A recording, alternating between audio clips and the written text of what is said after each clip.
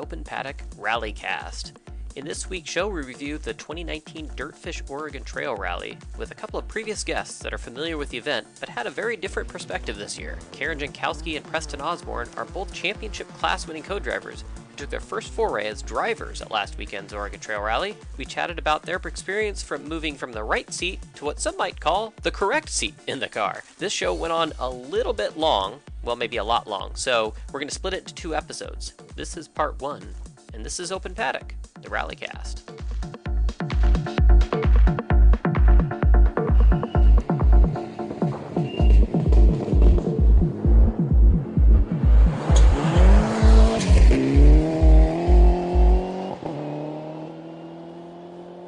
Well, good morning, good afternoon, good evening, or whenever it is you listen to our ramblings. I'm your host, Mike Shaw, and with me is my co-host who is drunk. Or at least, well, maybe he should be after the champagne he had over the weekend. Ian, welcome back. I was doing fine until you insulted everybody who sits in the right seat of a rally car earlier on. Well, it always says right seat, and so I said correct seat for the other one, you know. Yeah, I know, but I was not drunk. I purposely sprayed that champagne till the bottle was empty. So, but we can talk about my exploits at Headwaters Regional Rally later on in the show, because we've got good guests tonight. Boy, we certainly do. And actually, they're on the show right now. We have back with us, actually, from the last show, Karen Jankowski. Welcome back, Karen. Thank you. Thanks for having me. And we have Preston Osborn. Preston, welcome back to the show, man. Yeah, thanks, guys, for having me back. All right. So you guys ended up doing the Oregon Trail Rally. Normally, you guys are co-drivers. So let's kind of start from, I guess, a little bit of the beginning here of what was preparations like for you guys coming into this from the perspective of a driver? Was it any different? Well, I know for me it was. I'm not sure about Preston, but I was really focused on getting as much extra seat time as I could, not only in the car I was driving at Oregon Trail, but just in a 2-wheel drive, car in general. So, I did a bunch of rally crosses and go-karting before the event. So, I can kind of build some additional muscle memory and just kind of, get back into that mode. And I think, at least for me, it really helped a lot, because there was some moments during Oregon Trail Rally where that extra practice, I think, really helped. Yeah, and my plan was certainly similar to Karen's, but didn't quite end up going that way. So we're right in the peak of the busy season for me with O.D.D, and so our turnaround time was a bit tight from the last race, and the car that I was racing was actually crashed at Southern Ohio only 2 weeks before. So instead of the seat time that I was planning on getting, it was wrenching time to make sure the car was ready to go. Which is good prep also, by the way. Yes, definitely. Rally. That's true. You do end up, well, hopefully not too often, but, there's repairs that have to be done. Maintenance, Yeah, definitely. But, with the guys at O.D.D, I'm usually pretty spoiled that I get to be the manager versus the mechanic, and so but this situation was pretty much all hands on deck, and I mean, hats off to those guys for getting the car ready, because we actually had to replace the X in the main hoop of the cage. Oh wow! In addition to pulling out the inner rocker and replacing the outer rocker, the door, and the quarter panels. So it was a little more work than we were expecting, and that we usually want to take on, but they made it happen so that I could actually drive. So did you ever think you were going to make it then, or? I definitely had kind of plan B and plan C lined up, just in case something like that did come up.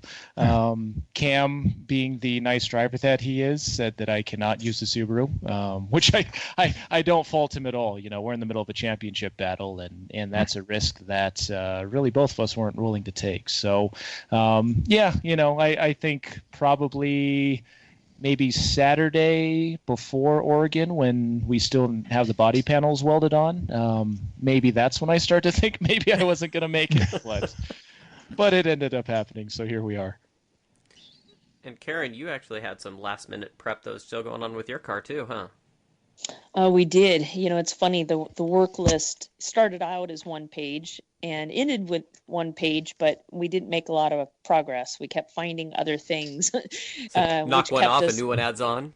Yeah, exactly. So it was kind of never-ending battle. A lot of the challenges, you know, that I had not only before the event but during was in relation to the 30 millimeter restrictor I had to run because my car is turbo, and even though I have over 100 rallies under my belt, that's you know, only as a co-driver and not as a driver. So I didn't have enough driving experience to get a waiver, and so the car did not like being choked that much. So you know, we did the best we could to make it work, and kind of going from there. So, you know, it was a lot of prep and long hours, you know, for my team, especially Don and Ken prior to the event. But then, you know, you get to PIR and you kind of forget all about it because it's you know, it's so exciting to be there and to make it, and all the kind of whirlwind around it. Karen, what was it like driving a car with a 30 millimeter restrictor? I haven't even been in a car with one yet. Is it that dramatic of a power difference? Night and day. You know, I Yeah. just drove this car a couple months ago at the, you know, Olympus test day, and just the difference between that is just night and day. The Dodge Caliber SRT4, typical tune on it's about 300 horsepower, 300 pounds of torque. I don't know what the horsepower ended up being, but it's likely probably about at least half. And it was really noticeable, obviously, on the long, you know, straights. And Oregon's such a fast event. It really felt like you're driving a, you know, a 90 horsepower car. So Hey, dramatic take it difference. easy. That's what I have. Yeah, wasn't throwing any shade. Don't worry. But I'm also probably 3 times the weight of your That's car. true. So. Yeah. Yeah, exactly. She's very big boned, but yeah, so it was a dramatic difference from a horsepower standpoint, and I think also that caused the limp mode that I experienced on Friday, and probably also the engine overheating on Sunday. So it kind of had a cascading effect. Yeah, I mean, you got to tune for those restrictors. I mean, that's such a big difference. And I honestly, I didn't realize they were doing restrictors on 2-wheel drive. I thought that was just a 4-wheel drive thing because so many people just want to hop into a 4-wheel drive car right away. It's like, okay, you know, you're a novice. We don't want you killing yourself. But, I mean, granted, 2-wheel drive cars can, well, any car, you get enough momentum, you can go fast enough to hurt yourself. But, yeah, 2-wheel drive cars in general, though, you just don't have the grip. So that's interesting that they go to such extremes. Yeah, and it's because of the turbo. You know, Yeah. it is a turbo car. It does make a lot of horsepower, and so I get the rule. I actually don't have an issue with the rule. It just you know, I was hoping to get an exemption because of Right. my past driving experience, and it didn't happen, and we made it work. So, you know, it's a rule for everybody, and okay, fine. Well, and I will say with that rule, it's only above a 1.6 liter. So like the turbo Fiestas that we have, novice or not, you don't actually have to run a restrictor. That's a good Right. point too. Yeah. Yeah, I mean, I guess I can see 300 horsepower or whatever when it's full, you know, full chat and whatnot. That I guess would make a difference. You know, I was skipping ahead a little bit, by the way. You know, we're talking about preparation and all that stuff. And preparation for this podcast, I forgot to do our little drink roll call. And that's rather important, right? I mean, that's a rather significant part of what we do. So I'm going to start off with Ian there, since he was showing off a picture from his fridge there earlier this evening.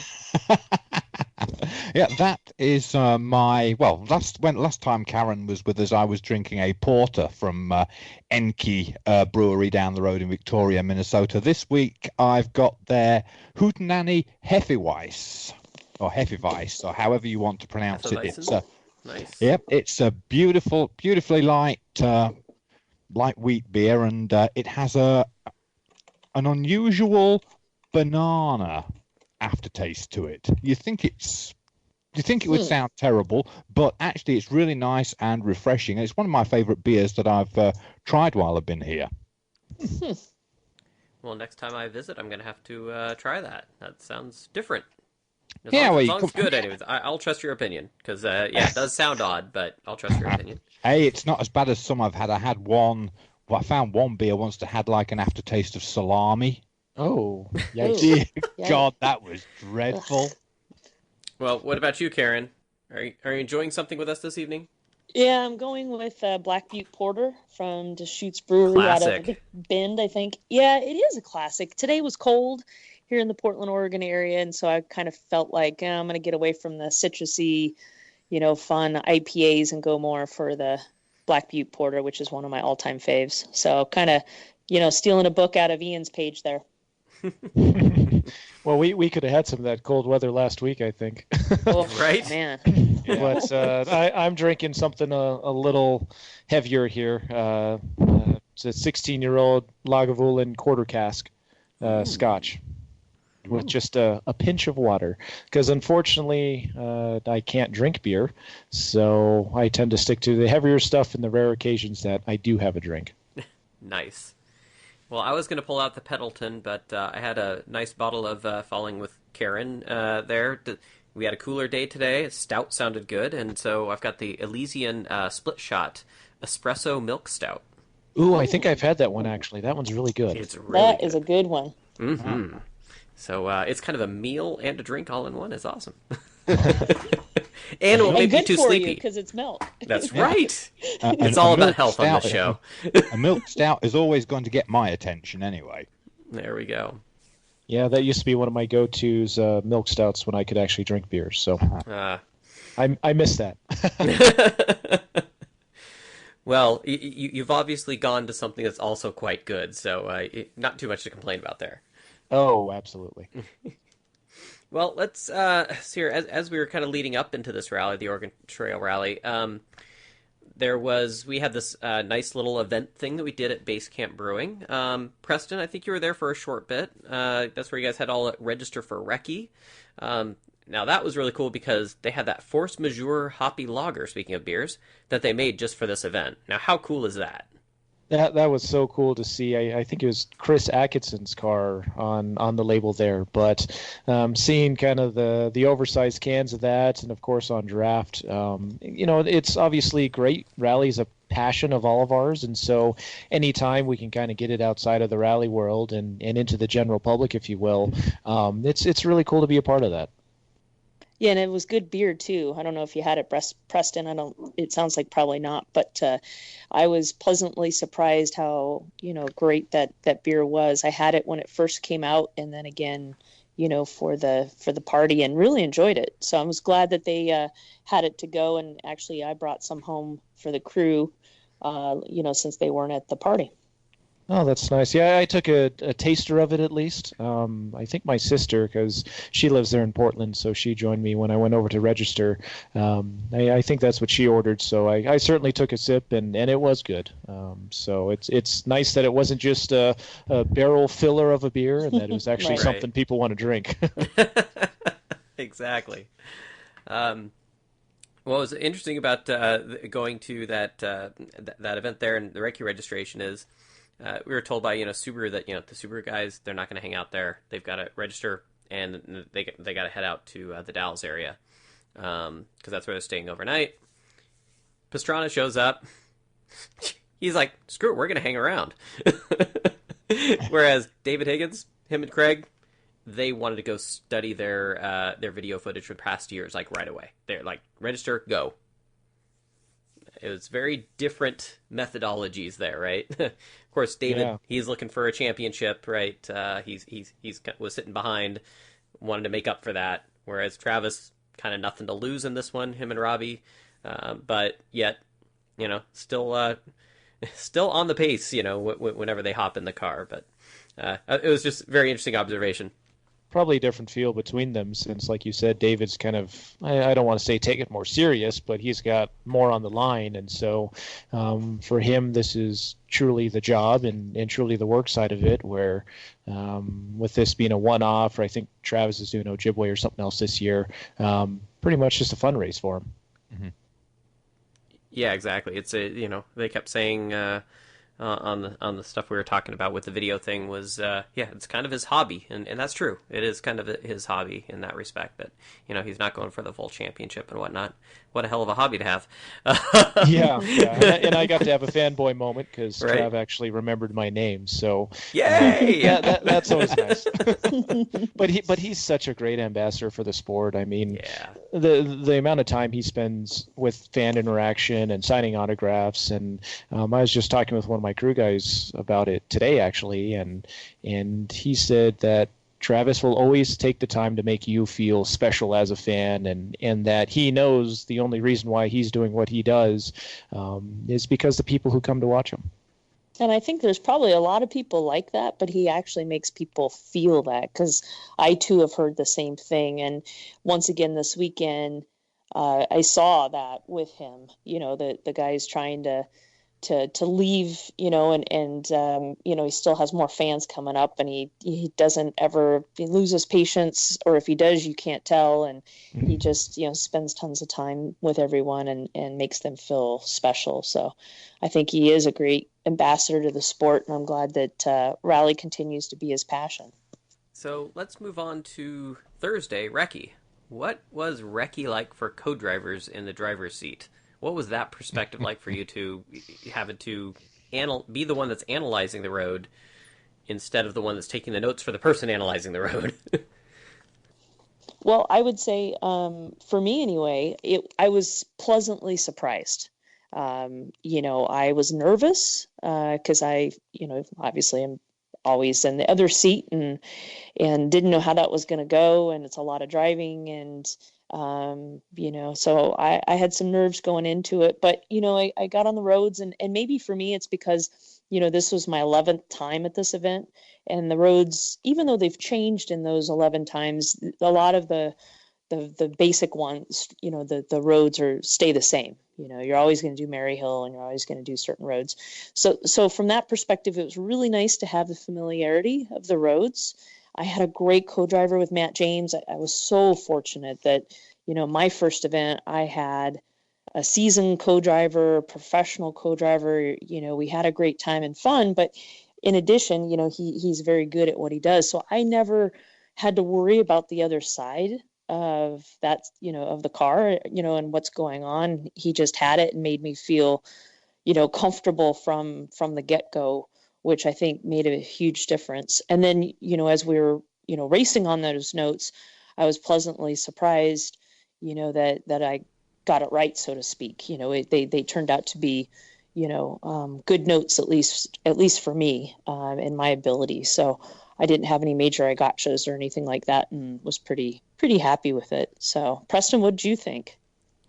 I took a similar approach with you for getting a co-driver. Allison LaRosa hopped in the seat with me, and she's a longtime teammate when she used to race with her dad, and we always had so much fun as teammates. And so when I was deciding to do this and looking for a co-driver, she was the first call I made, just because she has experience with writing her own notes, because I did write my notes from scratch for this event.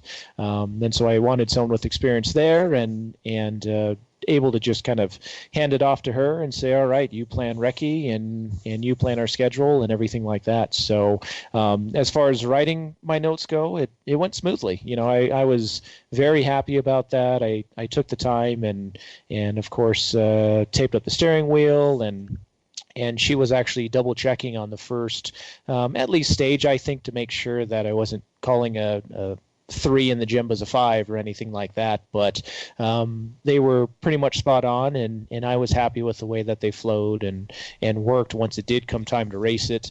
I still practice kind of what Cam and I do, so there's still a lot of slowing and a lot of brakings in places, which I think certainly helped me come race time, because it made it that much easier to trust the notes and get into certain sections and know that I really don't have to slow down until I gave myself that note. And of course, Allison's calling it for me.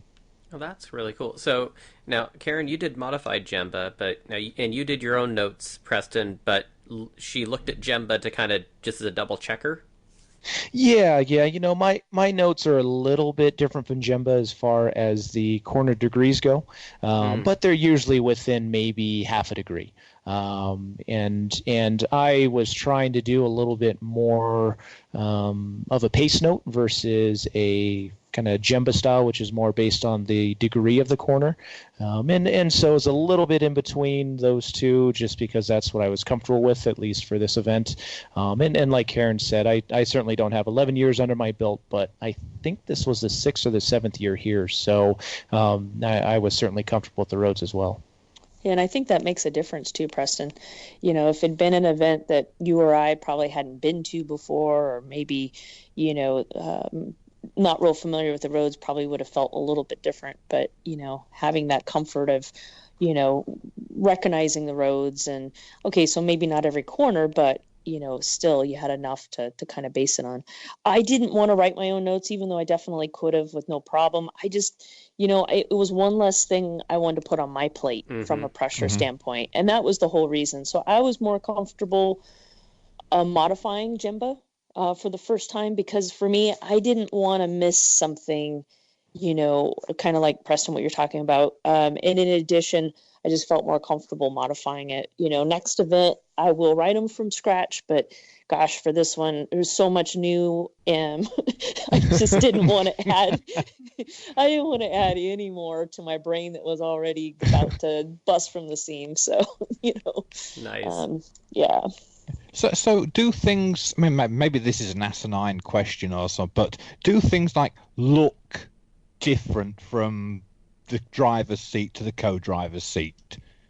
Yeah, I would say absolutely, and Karen can obviously give her input here. But one of the big things that I was preparing for, even though I didn't get really any seat time before jumping into this event, but was you hear drivers talk a lot about eyes and where are your eyes.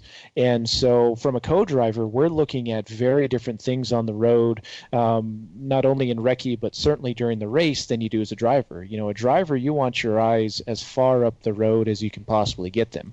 You're looking kind of that corner ahead, if you will. And so I was worried that I was going to have trouble with adjusting that. But from the very first stage, I was looking where I wanted to be. And so I was happy that it adjusted that quickly. Yeah, and that was, I had a Post-it that I used for the event with a couple of things to remind myself, when you're in the thick of it. And one of them is eyes, and that was something I'd practiced before the event as well, because Preston, just like you said, I mean, as a co-driver, I'm not really looking at the road. I take a little peek from time to time, but you're mostly feeling it, right? Yeah, exactly. So it is very different from that standpoint, and the conditions constantly change. So not only am I, looking where I want to go and looking far ahead, I gotta also, like on Maryhill, all of a sudden you come into a corner and it's full of dirt and gravel, so I have to make course corrections, based on the conditions that I all of a sudden see and feel as well. And then I've got a car fighting me, which as a co-driver, I don't have to deal with, but as a driver, I sure do. So, got the notes all set. Everything's all ready. Head out to PIR on Friday. All the fanfare, all the crowd starts showing up, the cars are all lined up, and you're standing there with the crowd, and you're a driver now. What was it like fan interaction-wise? I mean, there's 70-plus entries we had.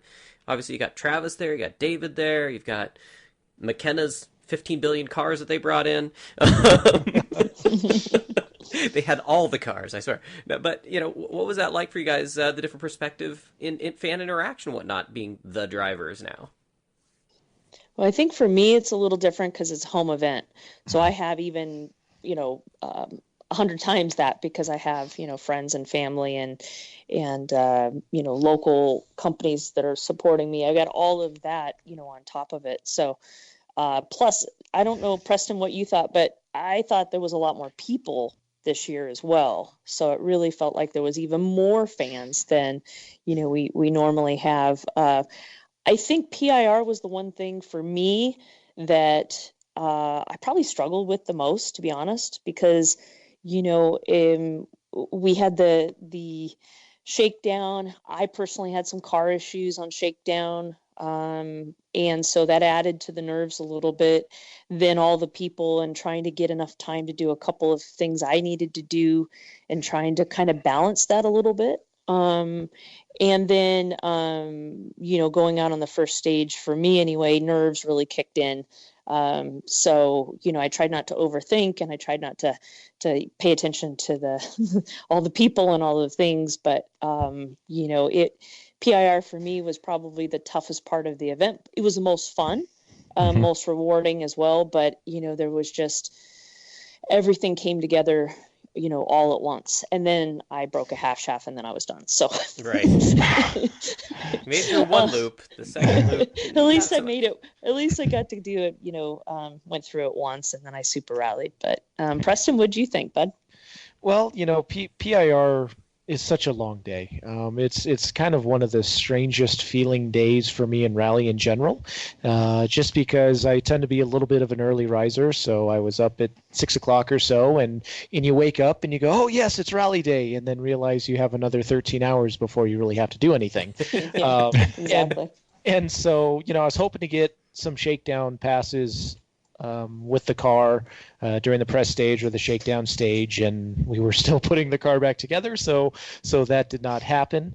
But the nice thing is we had kind of our sister car there with a pair of Ryans driving it, Ryan Booth and Ryan Logan, and so it was their first rally, so I kind of got to give them some coaching and kind of had to give them the crash course on, hey, welcome to rally. This is what you're going to have to do over the next 3 days. And so I think that was good because it kind of took my mind off of worrying about my car not being ready to actually run yet. And this event is kind of my home away from home event as well. My sister and her girlfriend live in Portland.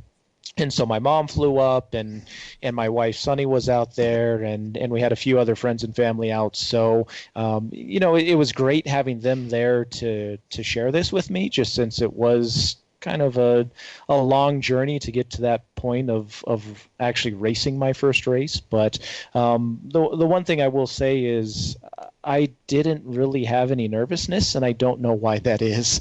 I've been kind of trying to think of it the last few days, and during the race I thought, okay, I'll get a little bit nervous before recce, and that didn't really happen. And then I said, okay, I'll probably get nervous Friday morning, and that didn't happen. And as the race went, I really never got any butterflies. And I'll tell you, even as a co-driver, I usually, every single event, the morning of the first day, I usually get some butterflies. So it felt weird, and maybe it's just because I didn't have anything to do. I have no idea. But I'm going to throw this out there. Yeah. One thing that I notice for me just as a person, when I'm teaching somebody else something, I become hyper-focused, and I'm not nervous anymore. Sure. So sure, yeah. Could it be maybe that process of the two Ryans there, that kind of diverted any of those stresses, and it helps you focus on what you're doing that much more because you're the template, right? Yeah. I don't know, just throwing that out there, because I know that's something for me is in the IT world when I'm training my coworker on different things. Sure. I find I'm actually doing that much better at what I do when I'm showing somebody else than maybe when I'm doing it on my own. Yeah, and I love teaching and I love training people, and so being able to focus my energy towards that, you're right, very well may have kind of taken some of that off of me. Of course, Karen, you were, in a way, there was a little bit of extra pressure on you because you made your early morning news appearance, and you kind of like became like the local face of the rally in a way, didn't you? Definitely. That aired on, what day was that, Mike? It was all blur Wednesday, right? Wednesday morning early. 40 in the morning we were there.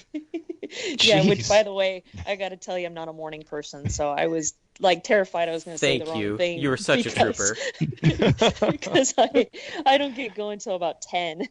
But the funniest part of that story was actually that night we were re-prepping the car, after it was on TV, and the neighbor across the street from us opened up the window of their house and yelled, "You're on TV!"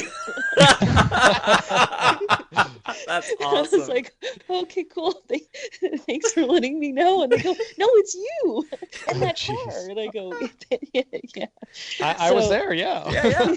I saw the camera. It's okay. Which is great because our neighbors kind of hate me because we make lots of loud sounds. So there you go. It was good. But so yes, that was really cool, and I was very thankful to be able to do that and represent the rally, and hope more people came because they actually saw something about it on TV, and definitely had a lot of people telling me they saw me on TV or they had questions about the rally or so forth. So that was really, really fun. I've done it a couple of times before, but to do it as now owner of a team and it's my own car and I'm the driver was just like the coolest thing ever.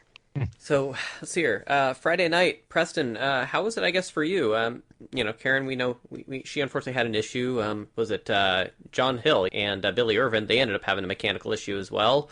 But it looks like you made it through okay. Yeah, well, very first stage ever as a driver. I might have money shifted along the back straight and put the car into kind of a pseudo limp mode. And of course, being paranoid, I went, oh, perfect, I blew it up. So I got to do 1.5 miles of a super special and time to go home. But those Fiestas, I mean, you just beat the crap out of them and they keep coming back. But yeah, I was trying to go from third to fourth gear and just somehow grab second instead at about 75 miles an hour. So, but other than that, I realized it very quickly. It was one of those thoughts that as I was releasing the clutch, I went, wait a second, that didn't feel right. And so caught it before it even, fully went up. So, just, basically did it at 70% speed to get to the end of that stage and then did a hard reset and it was perfectly fine the rest of the weekend. All else fails, reboot. Yes, exactly. I'm sure I floated some valves, but they went right back into place. Well, my car has a very close gearing, and so I did that not at that speed, but a couple of times. I'm like, crap, that wasn't third, Yeah, the rest of the weekend, fortunately, my misshifts were more going from second to fifth, or say if I'm downshifting, grabbing fifth instead of third. But it didn't happen, save a couple of times throughout the rest of the weekend. So I was happy about that. So let's move on and talk about Saturday. First big real stage, right? And and it's a long one. You start out the morning, you're going to go up Dalles Mountain. The uphill, Karen, with you with that power issue, I can imagine that was a little bit of a challenge for you. It was. I mean, plus add that the crew was up until I think they fixed the half shaft and got all that fixed and buttoned up at about 2 a.m. Jeez. And I was what a crew. Staying up with them, helping them out where I could as well. I feel too guilty about going to bed, but they got it buttoned up, and so we hoped that it was fixed. Luckily it was. Had some other alignment and suspension issues, but it was fixed. I'm back in doing that stage, which the car really struggles on the uphill and really fast. But the nice thing is that out of all the roads for Oregon Trail Rally, that's the one I know the most. I do a lot of coaching and training of rally teams, and that's a road I use, of course, when it's not rally time and within 90 days and all the things. In October, okay? We're talking October. September, yes. September, okay, close enough. Insert a lot of time frame here. Yes, exactly. Because, I understand. And they're open roads. And so, so anyway, I know those roads really well. And I think that helped me because I had the comfort of, feeling comfortable with that road. It could because I had all this other things. Like, for example, I had a quick disconnect steering wheel. Well, I've never used one of those before, but I can't get in and out of the car because of the roll cage and seat configuration without it. And so now I'm constantly thinking, okay, did I put the steering wheel on straight or is a little cockeyed, which was not as easy as I thought. And then, just the other things. The Dodge Caliber has a lot of torque steer, which makes it a little bit of a handful, in certain conditions as well. So it was a slow but steady first loop for me. Nice, yeah, and a quick hint for you on the quick release wheel being straight or not. What we do is we take a paint pen and draw a straight line down, basically center of the wheel, center of the hub to the center of the wheel. Just that way you have a line to line up with. Oh, that would have been great. What a great idea. So for the future, because most of our cars have a blind spline, so that you can only put it on a certain way, but actually, the Subaru, as a matter of fact, is the one that does not have that. So we've got a line drawn so that Cam can line it up, so that you're not distracted with the wheel being slightly off center. But that being said, the Dolls Mountain, it's odd because that Cam really does not like that stage, and we've never really been able to pinpoint why. And so I was very interested in racing it myself, just to see if maybe I saw something he didn't or something like that, so that I could, of course, pass it on to him and help us be more successful in the future. And I think for me, for that being the first real stage that we get to attack, with it being uphill for a majority of the stage, it really extends your braking points. You can brake a lot deeper than you want, and so I was able to get some confidence pretty quickly, to the point I was seeing braking zones pretty well, and the car was doing what I wanted it to do, and of course, having such a low horsepower car and really a momentum based car, even on that first stage I was getting pretty brave with some of the cornering, just because I was trying to keep as much momentum as I possibly could as I was going up that hill. And I remember afterwards, I look over at Allison and she went, "Oh, okay, well, that was much different and much faster than I kind of expected it to go." So That's awesome. I think I had her hitting the imaginary brake the first couple of times. And one thing, whether it's ill-advised or not, is I never even saw a drop or even thought about it at all. And so kind of my mentality was you never want to go off a road. And so whether it's just off the edge or a drop like that, you don't want to go off. And like I said, it's probably ill-advised, but that was at least my mental approach to it. So it didn't really bother me at all. No, I think it isn't ill-advised. I think that's spot on. I'm exactly the same. I don't care if it's, in a ditch or in water or off a cliff or whatever the scenario is. I don't want to go off, and I don't care if it's a driver's side or co-driver's side. It's just I don't want to go off. Period. So yeah, same here as far as that goes. Yeah, but it really is a fun stage. So Cam's crazy. Yeah. No, There you go. Now, what did you think of the downhill? Because that's what I was going to get to that a little bit Yeah. next, because the experience uphill, that's one thing, but now you guys are going to be going downhill, and that's where obviously control is a little bit different. Describe to people though, when you take a road one direction, and how different it is actually perspective wise when you're going the opposite direction. It's not the same road, really, is it? No. Go ahead, Karen. Preston. All right, so I mean, really, a corner is going to be very differently shaped depending on what direction you're going into. There's a few corners out there; it's going to look the same front and back, but for the most part, the corners are shaped differently. Whether it narrows on the exit or the entry, or vice versa, or that it's a little bit better for later apex on one, and so. You're certainly not going to have the same notes and not the same speed going through corners. And as far as going for the downhill, I loved it because I actually felt like the car had power because I had gravity on my side. And so it actually felt like I was really racing the car. The struggles that I had throughout the weekend on some of these stages, and Boyd Loop is another one, is that car, it has enough power to certainly race and to have fun, but for a race like Oregon, that there are sections that really are a horsepower battle, if you will, it almost turns into, you feel like you're driving certain sections just because no matter what, it's going to be flat out. And so once I got to the downhill sections, then, okay, now I've really got to play with braking zones, and I've got to set the car up right and really pay attention to my lines, because I am going fast enough that I really do need to brake for a lot of those corners. Right. Yeah, you had momentum on your side. It is such a different stage downhill, especially because of, the tight corners, and you're carrying speed. And so, you have to really think way ahead of, hey, I actually have speed now, Yeah. how am I going to take this corner? Where before I didn't have enough, speed to make a huge difference. So I heard a lot of people kind of pros and cons, for that stage. But, I think I, fall on your side of it is I liked the stage, and I thought it was good because, unlike Boyd, where I had no power, not much I could do, at least with this stage, I had, momentum on my side. Yeah. And with the downhill, with both of us having H-pattern cars, not nearly spoiled enough to have sequentials yet, you've got to worry about gear selection too. So right.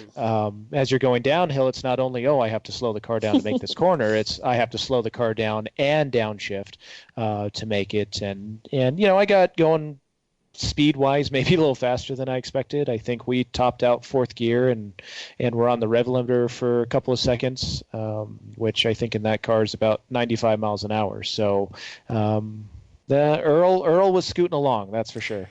Karen, your car's a little bit bigger, would probably feel a little more stable than that little tiny Fiesta, which kind of gets squirrely when you get up to speed, right? It does, but sometimes she feels like a sled as well. So there is times that you really feel that extra weight, because we haven't had the car weighed, but I will tell you that it's probably one of the heaviest, if not the heaviest, car in the rally. So that's why I said she's big boned. She could stand a little, lose a little bit of weight, but certain stages you feel it more than ever, more than others, especially being front wheel drive. So the other thing I was thinking about is, the road sweeping and, the gravel being pushed around different places. You guys are, in a class where your cars are a little bit farther back, and there's cars in front of you with a different wheelbase or a different track, to the width of their tires. Did you guys end up having a bunch of loose stuff that you guys had to deal with again on that downhill that maybe on the uphill wasn't as much of a big deal? I mean, for me, not specific on that stage, but I did have issues on other stages at the rally. The torque steer with the caliber, it is even more prevalent when you get out of the groove. So it'll torque steer, and get you out of the groove. And so with some of the stages, you really don't want to get out of the groove when you're starting so far back. The roads are already getting rutted. We've already done recce on them. Not everybody does 2-pass, but you figure how many times those roads have been driven over, and then now we're going to race them. There's nothing been done to the roads in between, and so ruts are definitely my kryptonite in that car. So makes a big difference. Now that specific stage wasn't an issue for me. Well, and on that note, I do get a little bit of an issue just because the Fiesta tends to be narrower than most cars. And so it's actually difficult for me to even stay in the rut sometimes. Half in, half out kind of thing? Yeah. And there was, I'm getting ahead of us, but on Starve Out specifically, right. Once some ruts had formed, the car was kind of jumping back and forth in between them. But as far as Dolls Mountain specifically, up and down, there's some pretty clear lines, at least by the time I got to them, but not necessarily the lines that I wanted, which probably sounds a bit odd. But one thing I really liked is I've been watching some of the in-car the last couple of days of the race, and one thing that I really wanted to focus on while with this drive was taking appropriate lines and setting the car up appropriately and so that I can attack the corner the best I can. And back to that, the drops that I think some people were a little nervous about, that you saw a lot of lines back towards our end of the field that were really just hugging the corner. And of course that's not the optimal line for that. Right. And so I find myself kind of out in some of the loose gravel, but there were tire tracks where I was, but not nearly as swept as, say, the inside of the corner early on, early before the apex. Actually, that makes me, question. I mean, I think I've heard this once before, but just kind of confirming with you guys that sometimes what's not necessarily the optimal line for the corner, but getting in that groove that's already there will give you more traction and actually be the faster route than following the natural apex. Yeah, certainly on the uphill for me, just because if I get wheel spin, then I really can't accelerate through it. Right. But on the downhill, I could kind of take those more optimal lines just because I was worrying less about accelerating out of the corner and more about carrying that momentum. Same for me as well. It's basically the same concept. So I applied, kind of that same thought process, getting through both directions. So let's talk about Maryhill Loops Road. Did you both have tarmac tires to change to, or did you both stick with scrubbed gravel rally tires? Well, for me, I didn't have much of a choice. I had a whopping 6 tires for the event, and they were former teammates' tires from 2014. So they were, a little bit on the used side. I didn't go out and buy tarmac tires because, with PIR being less and less tarmac and Maryhill being so far back, I knew there would be tons of gravel and dirt, which there always is. I didn't feel that the extra money to buy tarmac tires was really going to get me much. And I think maybe because my tires were so used, that actually kind of was a benefit for me because, they were nicely scrubbed in. But, and as I came into the corners, I had a spin on Maryhill, which scared the bejesus out of me and Matt probably a bit too. I don't think tarmac would have made any difference on that. And I had the amazing same foresight as Karen in that I didn't have any tarmac tires either. We had a set of tarmac tires that we ended up putting on the rental car, and just kind of our approach this weekend is, okay, I'm out there having fun, but he is of course paying for the seats, and we want to make sure he's taken care of. So we gave him kind of the pick of the litter for the tires, and so I was on just scrubbed gravels for both loops, and arguably maybe the better choice. I don't know. But Ryan, again, the guy who rented from us, he ran tarmac tires the first run through, and then he actually kept the gravels on the second time through. And I think he felt a little more confident in that run just since at that point, I mean, there was so much gravel taken on the road. I've never seen it that bad. I haven't either, by the way. And I'm wondering if it's because, in the past they've had hay bales and other, things there to keep people from cutting corners. This year they had nothing.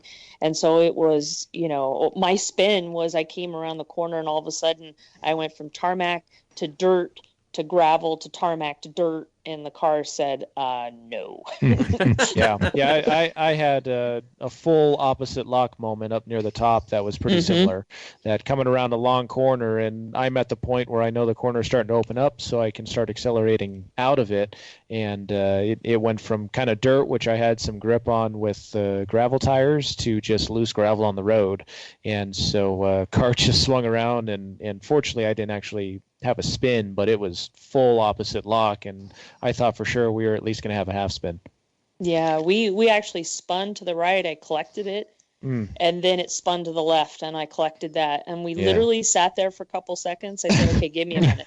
That's like, okay. I teach at a teen defensive driving course, brakes, and we have a activity called skid car, and it's teaching teens oversteer and understeer, and I've taught that exercise a bunch, and I really believe that that's what saved us from going off the cliff, because A, I didn't panic, B, it was just muscle memory, and being able to control it. So I thanked my fellow brakes folks for that, because I definitely feel like that made the big difference. But yeah, wow, how much dirt and gravel was on that road. And I feel thankful and sad at the same time of the folks that had to clean it up, because I can only imagine what the cleanup was like this year compared to prior years. It was. I think you can blame Barry McKenna for a good portion of that. If you ever saw what he did on his run, He kept one tire in the dirt the whole way, I think. I was going to say, him taking deep cuts, I can't believe that. Right? Shocking. Right, yeah. Shocking. He was trying to battle back after losing, his entire wheel assembly everything from Friday night. I think he ripped the whole corner off. The whole corner. Was hub, it was suspension, gone. brakes, and everything. Sure. Yeah, exactly. Completely gone. It was hilarious. Hilarious because he was able to make his way back. So yes. Anyways, he flew that, but still, that must have been pretty cool though. That road, you guys got to take it at speed. I mean, the banking and stuff in that when it's not too polluted in some of those spots, I guess. Although it was pretty bad, especially I think on the second run for you guys. That is such an amazing piece of tarmac, though. It is, and I don't love it as a driver. I'll just be completely honest. That's fair. But the way I love it is for the fans, because my crew and a bunch of friends and family, everybody was on top of the hill, watching from down below. The fans being able to go up there and see everybody racing, and you can almost see basically the whole course. Almost, I think that's what makes Maryhill, that stage, really special, and makes people keep coming back because of just is so fan friendly. So that's the thing I think for me anyway I'm most thankful for, is just the ability for people to actually see a whole stage of racing, because for the average rally fan you see one corner, maybe two, and so the experience isn't quite the same. So I think that's kind of the coolest part of that stage, at least for me. Yeah, I agree with you, Karen, there. For the fan and the spectacle part of it, it's huge, to be able to see that much. And from a driver perspective, I certainly had fun on the stage, and I knew there was going to be a lot of gravel on the road, maybe not that much. But so I kind of went in with a mindset and had already kind of planned to take my lines a little bit differently, really be really late on the apex for everything, just so that I can take the big cuts that everyone else had been taking, and really straighten those corners out as much as you could late. And so I think I enjoyed it just because it was such a different challenge than everything else we had for the race. But again, it's just with that steep of an uphill, I think I spent most of my time top of second gear, which, hey, racing is racing, but, right. There gets to be a point where I write stage descriptions, and same thing with Cam for every stage that we write. And I think my stage description for this one is pretend like you're a race car driver, and this is going to be a couple of 2s and 3s or something like that. So what was the weather like there? Because the only pictures that I have seen so far, I've seen deep blue skies and the sunshine. So it must have been pretty hot out there. I would say that the word of the day on Saturday was hot. It wasn't supposed to be that hot. I thought originally I saw it was supposed to be 80. My car at one time said 88. I changed my shirt 3 different times because it was so hot. So I don't remember an Oregon for a long time. We've had hot ones, but hasn't been that hot in a while. So, Preston, I assume you left the air conditioning in your car, though, right? Oh yeah, no, it was great. Well, you figure we're over a month later than we usually are for the race, and I think that certainly played into it. But after just coming from Ohio, which was probably the most brutal race that I have ever competed in from a temperature standpoint, because in Ohio it was into the mid 90s and near 100% humidity. Oregon felt like a breeze. We don't do that. We don't do humidity here. Yeah, Thank God. And in Colorado we're very arid climate as well, so I can handle dry heat. It's when the humidity gets involved that it feels so different. But it was certainly hot in the car, but there was never a point where I felt like I was getting overheated or anything like that. But you certainly felt the heat by the end of some of those longer stages. Coming up to the end of that first day, Karen has a little bit of a story of dodging wildlife. Oh, jeez. Oh, yeah, that was the last stage. So here I am. Oak Flat, right? Yeah, Oak Flat. I've made it to the last stage of the day. Limped the car through, making it through, last couple of corners, come around this corner and I just see something just out of the side of my eyesight, just a little bit. I get my left foot just over the brake, and in that just millisecond, big huge buck runs across runs right in the middle of the road. I let out a couple of words that I can't really tell you about. And in that moment, he jumped and went to the other side. So it was so close. I mean, I'm surprised that we didn't, just nip him a little bit. But Matt James says, wow, that was close. And I said, it sure was. Because there's nothing I could have done. I couldn't have stopped in time. It would have hit him. It would have been, probably pretty catastrophic. But it was an exciting ending to an already exciting day. Oh, geez. Well, you might be able to thank me for that deer that you had. I might have scared him out of the woods that I went into. But It's your fault, Preston. Thanks, Preston. Yes, there you go. Blame me. Always blame the co-driver, and that has to be one of us, right? Exactly. But you got four to choose from now, so exactly. No, I went into the final stage, and I was, ramping up speed throughout the day, feeling more and more confident with the car, and about halfway through the stage, it's a relatively long straight into, I had it noted as, I think, a left 3 long or something along those lines, and just kind of outbroke myself, and the exit of the corner was a little bit looser than I expected.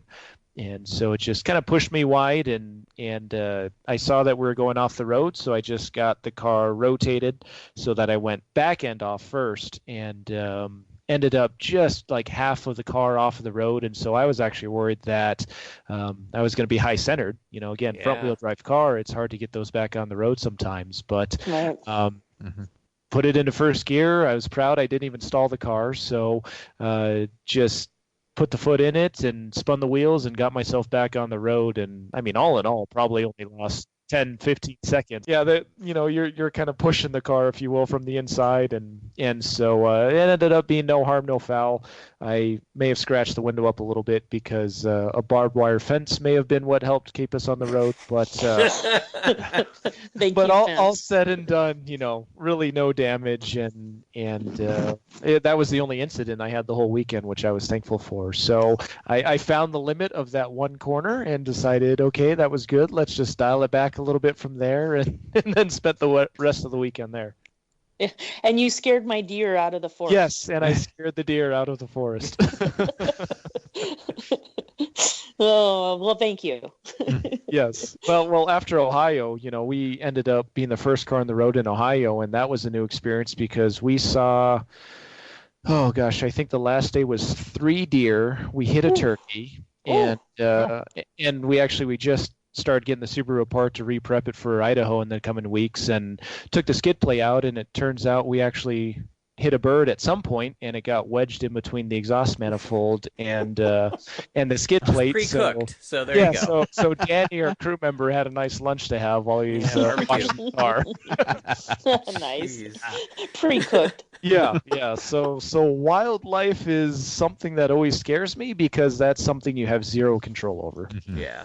Yeah, I've had it happen so many times as a co-driver, deer that have run down the hill, you just miss it, or start to run and they make it to the edge of the road and come back. And I remember 5-6 years ago, we had a black bear, actually. Oh, gosh, we didn't see it, but the car behind us, it was one of those where you can see the other car at, a certain part in the road, and they saw a bear following us. So, there's just crazy things you see, but that's one of the cool things about rally is just, the unpredictability and some of the stuff you're really happy that you have a co-driver because who would share those experiences with you? Right. Yeah, you'd be telling this story and everyone's like, no. That was Recce at LCR last year or the year before. We saw a couple of wolves on Recce, and I didn't believe what we were seeing because, they're a little ways off as we're coming up to them, and I go, man, those are big dogs. And then we get up and I go, oh yeah, those are not dogs. Well, it's like when on the shakedown stage on the last ride I gave somebody, the car went into limp mode, and I brought it to service and told the team, and crew chief went out and drove it, came back, says car's fine.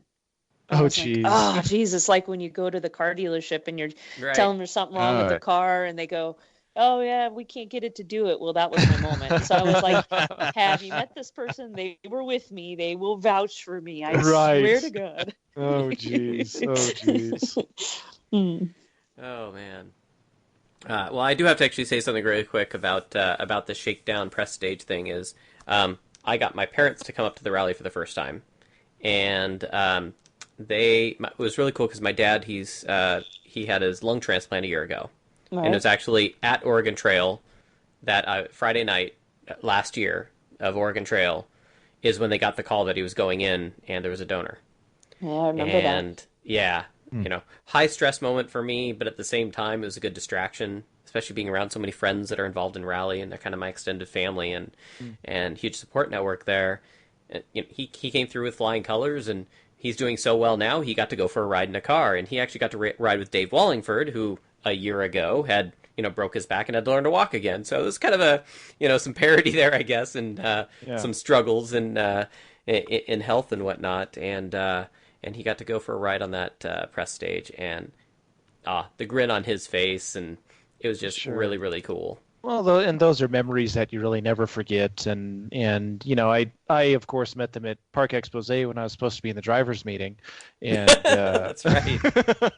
And he was still smiling, and you could just tell that being able to be a part of what you were so involved in is such a great experience for them. So it was really neat to see both of your parents there, and obviously especially your dad. Yeah, my mom's totally hooked. She's like, oh, man, so we're going to come next year, and we're going to make sandwiches for people and all this stuff. Hey, put me on Once that a list. mom, always a mom, you know? Yeah, awesome. Well, and you had your wife there, too. I mean, it was great to Allison meet your parents, and your wife was there, and that's the neat thing about Rally is just it really is a family affair, and, and like Preston, like you said, it's nice for our families to see what we do up close and personal, because we talk about it all the time, and they kind of understand, kind of don't understand, but being there, then they kind of put it all together, and that's really fun. It's been slow to set the hook, but now that they've seen it in person, like, okay, now we understand, we get it. My wife puts up with me going to the races, and she's so supportive, and she's been to a fair number of them at this point, but I don't think there's going to be any hooking her. But she knows enough to be dangerous. She actually grew up in a car household, so she knows more than she lets on. But it's always great having her there. Yeah. And I'm lucky because that's how I met my husband, is through rallying. And so that's the passion. We have many passions that we share, but that's the big one. And so I'm just so fortunate and thankful every single day that, what I love to do is also what he loves to do. So whether we're racing together, or he's a crew chief on a team I'm on, or he's building a car, or what have you, I think that makes it work, for me. Sure, And so fortunate because, we do share that same passion. Mm-hmm. So, Ian, you were going to ask them about co-driving. Oh, yeah, of course. So sorry, we got kind of sidetracked. We were talking about there is no linear path with this stuff, right? I'm trying. I know you're trying to kind of talk about the different days, but it's just people having a beer and having a chat. There you go. Yeah, yes, that reminds me. I need another It's a virtual beer. pub. Yes. Virtual rally pub. Yeah. So we're halfway through the event now. We got to Saturday night, and it's like, so have you managed to leave the co-drivers to do their job, or have you felt the need to interfere? Well, I'm not going to say interfere, but to have you been able to leave the co-driver to do what you're used to doing? It was funny. That's probably the number one question I got asked through the event. Oh, yeah, me too. And Matt as well. Oh, God, and there was me thinking I'd asked something original. Oh, well. Oh, no. Totally original. It's a logical question. But it's that was my point. It's a very logical question because, if you've been doing it as long as Preston and I have, I mean, it's definitely a good question. For me, I really owed it to Matt to not do anything co-driving wise. And I will say, of course, it's hard because I'm, a few days before event, like I know what I would be doing, right? And it's like you feel like you should be doing something. Yeah, That was a weird feeling. Yeah, and I was like, okay, what am I missing? And what is this? And you know what I mean? He had everything totally. He's a pro. He's got it all done, moving from all that. But I can't help but, like, okay, well, where do I put my hands? It's like, well, what am I supposed to be doing? And that's probably the only thing I really struggled with. Like, I did not check his math. I did not check his time card. I didn't, double check any of his things. I know he's a pro. He's got it going on. I didn't worry about it. But I would say that for me, it's little things like, what do I carry my stuff in? Like, I got my co-driver bag, but, like, I don't really have any stuff, and it's funky things like that of, what do I take with me now? I'm used to, okay, I got my rally watch, I got my movement plan, I got, my notes, and it's like, I got my steering wheel. I mean, and your gloves, which is really important when it's taken out of the car. But yeah, that was probably, at least like for me, that was really the only thing I struggled with. And I mean, I literally gave him my rally watch and just said, dude, it's on you. So I didn't want to worry about it because, gosh, I had too much other things to worry about. So I feel really thankful in that regard that he just let me focus on what I needed to, which is keep the car on the road and finish my first event. Yeah, and I think my situation is a little bit more unique because from the driver's standpoint, Allison handled everything for us. Same as Matt. She's been doing this for a while and she knows what she's doing. And so when we went into this, I said, Allison, I want you to do everything that you're going to do for any driver. And if I try and interject too much, just tell me to shut up and I'll be on my way. But at the same time, I still had the team to manage. We had the rental car, and so I still had to book all the travel and put the movement schedule together and kind of worry about that. But to my team's credit, I also told them, hey, I would really like come Wednesday night, Thursday morning, it's on you guys. And that's kind of how it goes most races anyways, just because I tell them, come that time of the day, I've got co-driving to worry about. But even more so on the driver side, they really did a killer job taking care of both cars to the point that I didn't have to worry about them and I didn't have to worry about Allison. So I spent most of the week not knowing what to do. I mean, for example, we finished Recce and watched a couple of videos of stages I just wanted to see a little bit more. And then I had nothing to do. So my sister called me and said, hey, I know you're usually busy this week. Do you want to grab dinner? And I said, absolutely, because I'm busy. So, it's such a weird feeling, isn't it? Oh my gosh, it was odd. So I did that. I went for a long run Friday morning. I mean, I did as much as I could to kind of prevent idle hands, but it was a much different feeling. And like Karen said, you have nothing to put your stuff in, which is a problem I never thought I was going to have. Right. And so I had to figure that out. And even to the point when I packed my suitcase, I've got my kind of routine. Come rally weekend, I packed my co-driver bag and I put this and that in my co-driver bag, and I didn't do this time. And of course, what is the one very big difference in the outfits for a driver and a co-driver is driving gloves. And guess shoes. What? I did not. Well, I always wear shoes, but that's because I'm weird. But I did not put my gloves in my suitcase. So I had to send one of my crew guys to the house because they flew out the day after me. So he had to swing by so I could have driving gloves for the weekend, which, Ed, thank you very much for doing that. I appreciate it. And I remembered the gloves, but the shoes, the shoes I wear for co-driving do not work with the pedals and the caliber. Sure. So I had to, get different shoes that would be more, more appropriate. Because, from a co-driving perspective, we don't want slick bottom or right. We want some traction on it. So it was something I didn't think about. So what I pretty much heard from both of you guys, though, is that, boy, drivers have it easy. Oh my gosh. I maybe I don't realize how much I spoil Cam, but The tables are going to turn now. Then. no, my You're gonna proper find a seat job is for him to still on do the in right between, I side. think. Yeah. Hey, I usually send him grocery shopping to go get stuff for Recce, or There you go. I give him little chores to keep him busy. Nice. Well, this seemed like as good a place as any to end this week's RallyCast. We'll be back with episode 2 of the Adventures of the Oregon Trail later in the week, and we'll include Ian's Adventures from Headwaters in that episode. Remember, you can subscribe to us on Podbean, iTunes, Google Podcasts. Please give us a like and a share. Subscribe, tell a friend, all that usual stuff. I'm your host, Mike Shaw. Thanks for listening, and keep it shiny side up. Thank you.